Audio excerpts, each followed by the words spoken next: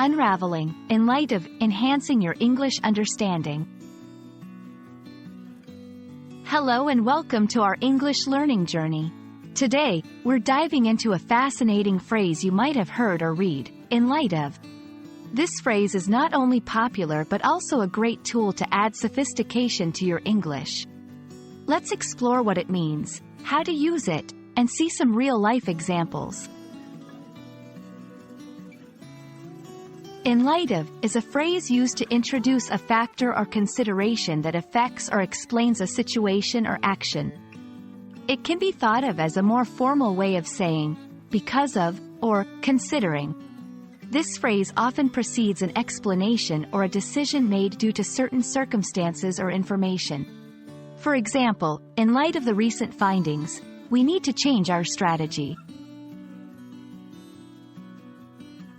Subsection 2.1. Contextual use. In light of is commonly used in formal or academic contexts. It's a way to introduce a reason or rationale behind a decision, opinion, or action. For instance, in light of the severe weather forecast, the event has been postponed. Subsection 2.2. Variations. There are variations to this phrase, like in view of, or given, which serve a similar purpose.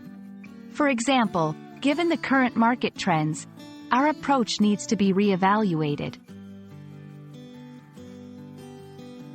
To understand it better, let's look at some examples. 1. In light of your excellent performance, we are offering you a promotion. 2. In light of the new evidence, the case was reopened. 3. The policy was revised in light of recent incidents. These examples show how the phrase sets the context for something that follows, usually a decision or change.